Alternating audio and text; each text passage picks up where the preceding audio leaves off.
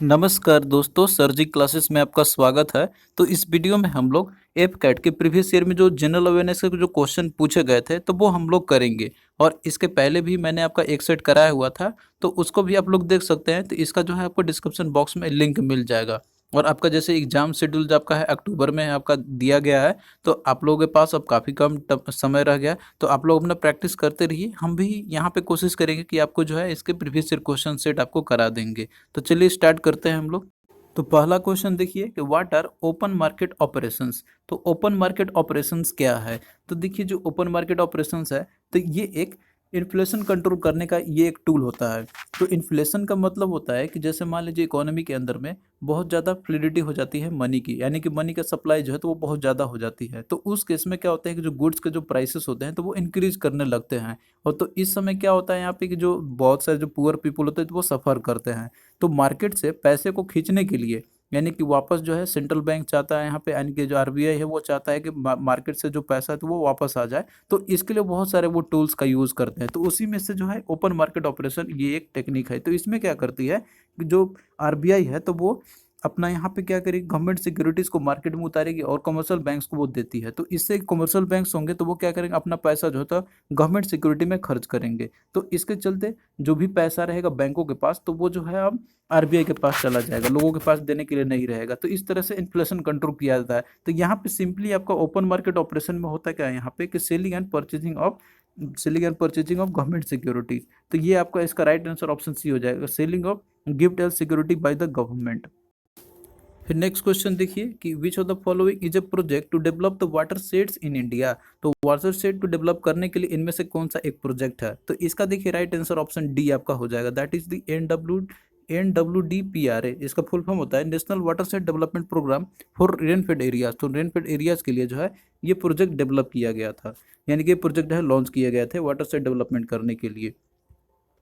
फिर next question देखिए कि in India which of the following have the highest share in the disbursement of credit to agriculture and the allied activities.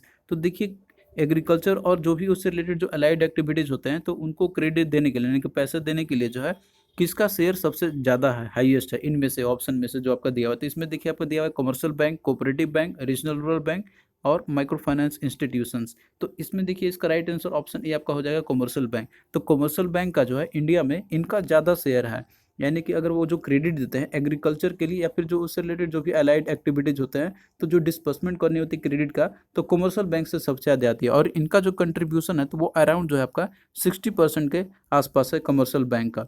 और इसके बाद फिर cooperative bank का है जो कि आपका 30% है। फिर उसके बाद आरआरबी या फिर जो और भी अदर बैंक्स है उसके द्वारा। तो सबसे ज़्यादा जो कंट्रीब्यूशन इनका तो वो कमर्शियल बैंक के द्वारा है।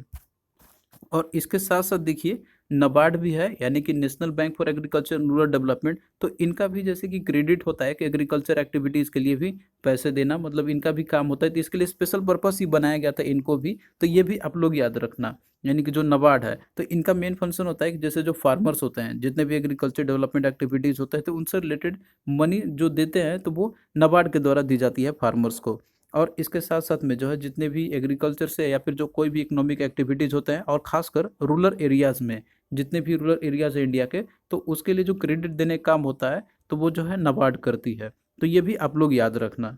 और इसका मेनली होता है कि जैसे जो भी मतलब है एग्रीकल्चर से रिलेटेड, तो उसी के लिए खासकर नाबार्ड बनाया गया हुआ है। तो इसकी देखिए जो फॉर्मेशन की गई थी तो वो 12 जुलाई 1982 में की गई थी। और इसमें गवर्नमेंट ऑफ इंडिया का पूरा 100% शेयर है, इसमें कोई भी प्राइवेट ओनर नहीं है, केवल ये पूरी तरीके से गवर्नमेंट ओन है ये। फिर नेक्स्ट क्वेश्चन देखिए, the first law minister of independent India was. तो इंडिपेंडेंट इंडिया का पहले लॉ मिनिस्टर कौन थे?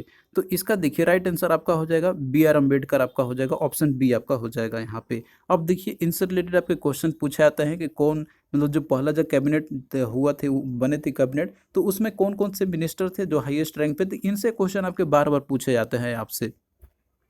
तो देखिए जब इंडिपेंडेंस हमें मिल चुकी थी 15 अगस्त 1947 के बाद, तो उसके बाद जो है जवाहरलाल नेहरू जो है फर्स्ट प्राइम मिनिस्टर थे हमारे कंट्री के। और उसके साथ में जो भी मिनिस्टर थे इनके अंडर में, यानी कि जितने भी कैबिनेट के मिनिस्टर अगर रैंक के थे, तो उसमें से उन्होंने जो है 15 को मिनिस्टर बनाया था अपना फर्स्ट जो मिनिस्ट्री इनकी जब फर्स्ट मीटिंग हुई थी। तो इसमें देखिए जो पोर्टफोलियो है जिनको क्या क्या दिया गया था और कौन कौन से मतलब थे, नाम आपका यहाँ पे दिया हुआ है, जैसे आप यहाँ पे देख सकते हैं प्राइम मिनिस्टर, और इनको और भी जैसे कि पोस्ट के लिए ये जाने जाते हैं, मतलब और भी इनके अंदर में रहते हैं, जैसे आपका minister of external affairs and Commonwealth relations के लिए, उसके बाद फिर मिनिस्टर ऑफ साइंटिफिक रिसर्च थे, इन सभी के लिए जवाहरलाल नेहरू थे। फिर उसके बाद देखिए जो डिप्टी प्राइम मिनिस्टर थे, तो जब पहली बार जब मतलब कैबिनेट हुई थी तो उस समय पहले डिप्टी प्राइम मिनिस्टर का भी जो है पोस्ट क्रिएट किया गया था, और इसमें जो है तो वो सरदार वल्लभ भाई पटेल जी थे।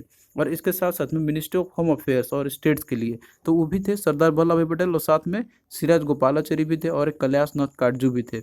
लेकिन आपका इसमें सरदार वल्लभ भाई पटेल जी का ये आता है आपसे बार बार क्वेश्चन, तो ये आप लोग याद रखना। फिर उसके बाद देखिए मिनिस्टर ऑफ इंफॉर्मेशन ब्रॉडकास्टिंग थे, तो वो भी सरदार वल्लभ भाई पटेल, और फिर उसके बाद फिर आर के दिवाकर भी थे। फिर देखिए मिनिस्ट्री ऑफ फाइनेंस के अंदर में जो मिनिस्टर थे इसमें, तो वो आपका याद रखना आप लोग, इसमें थे आर के शनमुगम शेट्टी, फिर दूसरे थे जॉन मिथाई, और तीसरे थे सी डी देशमुख। तो ये सारा कुछ आपसे पूछा जाता है। फिर उसके बाद देखिए जो मिनिस्ट्री ऑफ लॉ थे जो पहले इंडिया के, तो वो थे बी आर अम्बेडकर, जो कि आपको क्वेश्चन में पूछा गया था। और मिनिस्ट्री ऑफ डिफेंस में जो मिनिस्टर थे इसके, तो वो थे बलदेव सिंह थे। फिर आगे देखिए मिनिस्टर ऑफ रेलवे और ट्रांसपोर्ट के लिए इसके थे जॉन मथाई, और दूसरे थे एल गोपालास्वामी अयंग्यार। और उसके बाद फिर देखिए मिनिस्ट्री ऑफ एजुकेशन के लिए मौलाना अबुल कलाम आजाद जी को बनाया गया था, और minister of food and agriculture के लिए राजेंद्र प्रसाद जी को बनाया गया था। तो ये सारे कैबिनेट के जो रैंक पे आपके थे पोर्टफोलियो, तो ये भी आप लोग याद रखना है, इनसे भी क्वेश्चन आपसे पूछे जा सकते हैं बार बार। फिर नेक्स्ट क्वेश्चन देखिए कि computer and auditor general of India is a friend and guide of. तो जो सीएजी का जो पोस्ट है क्रिएट किया गया है, तो वो फ्रेंड और गाइड किसके होते हैं? तो इसमें देखिए राइट आंसर आपका हो जाएगा option D, public accounts committee. तो देखिए पब्लिक अकाउंट्स कमेटी जो है तो ये बनाया गया है पार्लियामेंट के अंदर में, जिसमें कि कुछ मेंबर्स होते हैं, और ये कंस्टिट्यूट किए गए इसलिए ताकि जितने भी रेवेन्यू होते हैं और एक्सपेंडिचर होते हैं गवर्नमेंट ऑफ इंडिया के, तो उनको जो है ऑडिट कर सके और रिपोर्ट जो है पार्लियामेंट के अंदर वो पेश कर सके। तो इसके लिए देखिए बहुत सारा जो हेल्प होता है तो वो सीएजी के द्वारा दी जाती है पब्लिक अकाउंट्स कमेटी को। तो इस कारण से जो सीएजी होता है तो ये फ्रेंड और गाइड होते हैं पब्लिक अकाउंट्स कमेटी के, क्योंकि देखिए जितने भी रिपोर्ट्स होते हैं तो वो सारे का सारा सीएजी के पास होती है, और यही सीएजी जो है ये मदद करती है पब्लिक अकाउंट्स कमेटी को। तो इसीलिए कंप्यूटर ऑडिटर जनरल को बोलाता है फ्रेंड और गाइड, बोलाता है पब्लिक अकाउंट्स कमेटी का। तो देखिए जो पब्लिक अकाउंट्स कमेटी है तो इसमें जो टोटल 22 मेंबर्स होते हैं इसमें, जिसमें कि राज्यसभा और लोकसभा दोनों से मेंबर जो है इसमें आते हैं।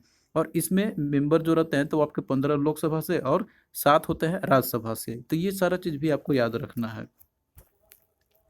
फिर नेक्स्ट क्वेश्चन देखिए कि what can be the maximum interval between the two session of the parliament. तो देखिए कितना मैक्सिमम इंटरवल होना चाहिए दो सेशन ऑफ पार्लियामेंट के बीच में? तो देखिए ये आपका राइट आंसर हो जाएगा ऑप्शन सी, 6 मंथ आपका हो जाएगा। तो 6 मंथ से ज़्यादा मतलब कि कोई भी जैसे सेशन चलता है पार्लियामेंट के अंदर में, तो उससे ज़्यादा का गैप नहीं होना चाहिए। और आप जानते हैं कि 3 सेशन चलते हैं पार्लियामेंट के अंदर में, एक आपका होता है बजट सेशन, दूसरा होता है मानसून सेशन, और तीसरा होता है विंटर सेशन। तो इस तरीके से आप देख रहे हैं कि बीच में जो है 6 मंथ का गैप कभी नहीं आता है, तो 3 सेशन आपका है तो कभी भी गैप नहीं। फिर नेक्स्ट क्वेश्चन देखिए कि बीच of the following constitution amendments are related to raising the number of members of the Lok Sabha to be elected from the state. तो कॉन्स्टिट्यूशन अमेंडमेंट वो कौन सा था कि जिसमें कि जो नंबर ऑफ मेंबर्स होते हैं लोकसभा के जो इलेक्ट होते हैं स्टेट से, तो वो जो है इंक्रीज कर दी गई थी, रेज कर दी गई थी। तो ये देखिए इसका राइट आंसर आपका ऑप्शन सी हो जाएगा, 7th और 31st अमेंडमेंट। तो देखिए जो 7th अमेंडमेंट एक्ट पास किया गया था 1956 में, तो इसमें जो है जो हाउस ऑफ पीपुल है यानी कि जो लोकसभा है, तो इसमें जो है मतलब कि जो सीट्स जो होते हैं यहाँ पे, तो आफ्टर एवरी सेंसस के बाद इसमें रीएडजस्टमेंट की जाएगी। तो ये 7th अमेंडमेंट में हुआ था। और जो 31st अमेंडमेंट एक्ट ऑफ 1973 जो पास किए गए थे, तो इसमें जो है तो इसमें अपर जो लिमिट थी स्टेट से, मतलब कि जो मेंबर चुने जाते हैं लोकसभा के लिए स्टेट से, तो वो जो है इसमें इंक्रीज कर दी गई थी। तो पहले 500 था तो इसको इंक्रीज करके 525 कर दिया गया था। और साथ में जो यूनियन टेरिटरी से जो रिप्रेजेंटेशन थे यानी कि जो मेंबर चुने जाते थे, तो वो रिड्यूस कर दी गई थी लोकसभा के लिए। तो इसमें जैसे पहले 25 थे तो उसको अब कर दिया गया था 20। तो ये आपका हुआ था 7th अमेंडमेंट में रीएडजस्टमेंट करने के लिए हुई थी। और 31st अमेंडमेंट में जो है तो इसमें नंबर ऑफ जो सीट्स है लोकसभा के लिए केवल स्टेट से 500 से 525 हो गया था, और यूनियन टेरिटरी से 25 से 20 हो गए थे, रिड्यूस कर दिए गए थे। तो ये आपका 7th और 31st अमेंडमेंट रिलेटेड है इससे। फिर नेक्स्ट देखिए कि which of the following was the official language of the Gupta period. तो देखिए जो गुप्ता पीरियड था तो उस समय उनका ऑफिशियल लैंग्वेज कौन सी थी? तो इसका देखिए राइट आंसर आपका ऑप्शन डी हो जाएगा, संस्कृत। तो संस्कृत जो थी तो ये जो है ऑफिशियल लैंग्वेज थी गुप्ता पीरियड की। फिर नेक्स्ट देखिए कि हु एबोलिश्ड द इक्ता सिस्टम। तो इक्ता सिस्टम जो था तो किसने एबोलिश किया हुआ था? तो ये देखिए इसका राइट आंसर आपका हो जाएगा अलाउद्दीन खिलजी। तो अलाउद्दीन खिलजी ने ही एबोलिश किया था इक्ता सिस्टम को। तो यहाँ पे देखिए जो इक्ता सिस्टम है तो ये कैनेडी के द्वारा ये डिफाइन किया गया था कि जैसे मान लीजिए कि किसी भी इंडिविजुअल के ऊपर में ये राइट आ जाना कि वो जो है वो चाहे टैक्स जो है वो कितना भी लगा सकता है और वो टैक्स कलेक्ट कर सकता है किसी भी पर्टिकुलर एक एरिया से या फिर किसी पर्टिकुलर कम्युनिटी के ऊपर में, तो वो जो है टैक्स इम्पोज कर सकते हैं उसके ऊपर में। तो यूजुअली देखिए ये जैसे मिलिट्री सर्विस जो दी जाती थी उस समय जो भी राजा महाराजा हुआ करते थे, तो वो जो है अगर मान लीजिए कोई कम्युनिटी है या कोई ऐसे एरिया है तो वहां पे अगर वो मिलिट्री सर्विस देते थे तो इसके बदले में वो जो है तो वो अपने तरीके से इंडिविजुअली कलेक्ट मतलब टैक्स कलेक्ट करते थे, अपना तरीके से वो कर लगाते थे उनके ऊपर में। तो ये एक सिस्टम था एक तरीके का, तो ये डिफाइन किया गया था कैनेडी के द्वारा। अब देखिए ये जो है एबोलिश किया गया था आपका तो अलाउद्दीन खिलजी के द्वारा किया गया था जो कि पहले ये लागू किए गए थे। और अलाउद्दीन खिलजी होते थे ये सन इन लॉ थे और नेफ्यू थे जलालुद्दीन खिलजी के। और ये जो है जलालुद्दीन खिलजी को जैसे उन्होंने उनकी हत्या करने के बाद जो है तो फिर इसको थ्रोन को इन्होंने अक्वायर किया था 1296 ईस्वी में। तो ये सारा फैक्ट भी आप लोग याद रखना है इसको। फिर नेक्स्ट क्वेश्चन देखिए कि during the colonial rule in India the permanent settlement was introduced by. तो देखिए जो कॉलोनियल रूल जब ब्रिटिश का एम्पायर का रूल चलता था भारत के ऊपर में, तो जो परमानेंट सेटलमेंट का जो कॉन्सेप्ट है तो ये इंट्रोड्यूस किया गया था लॉर्ड कॉर्नवालिस के द्वारा। तो राइट आंसर आपका ऑप्शन बी हो जाएगा। तो देखिए जो परमानेंट सेटलमेंट है तो ये इंट्रोड्यूस किया गया था लॉर्ड कॉर्नवालिस के द्वारा 1793 में। और ये देखिए इसके अंदर में क्या हुआ करता था यहाँ पे कि जो भी जमींदार थे तो उन्हीं को जो है लैंड के ओनर्स रिकॉग्नाइज किया गया था अंडर दिस सिस्टम के अंदर में। और ये जो है मतलब कि जो परमानेंट सेटलमेंट जाती है लगभग जो ब्रिटिश इंडिया के लगभग 19% जो एरिया थे तो वहाँ पे ये प्रिवलेंट हुआ करते थे, जिसमें कि ये बहुत सारे रीजन आते थे जैसे कि आपका बंगाल का हो गया, बिहार का हो गया, उड़ीसा का हो गया, बनारस का रीजन हो गया और साथ में उत्तर प्रदेश का और साथ में जो नॉर्थ कर्नाटका था। तो ये सारे रीजन आया करते थे परमानेंट सेटलमेंट के अंदर में। तो इसमें जो है जमींदार को ही रिकॉग्नाइज कर गया था, मतलब कि जो ऑनर्स वही होंगे लैंड के अपने। तो थैंक यू दोस्तों, यहाँ पे एक सेट में हमने क्वेश्चन डिस्कस किया हुआ। इसी तरीके से जो है हम आपका एग्जाम तक इसी तरीके से आपका जनरल स्टडी के जो क्वेश्चन पूछे गए थे प्रीवियस ईयर में तो वो आपको हम लाते रहेंगे अपने चैनल पे। तो आप लोग बने रहना और आपसे एक ही रिक्वेस्ट है कि आप लोग वीडियो को अधिक से अधिक शेयर कीजिए अपने फ्रेंड्स के मुँह ताकि हमें मोटिवेशन मिलता रहेगा। तो चलिए फिर मिलते हैं नेक्स्ट वीडियो में, तब तक के लिए बाय।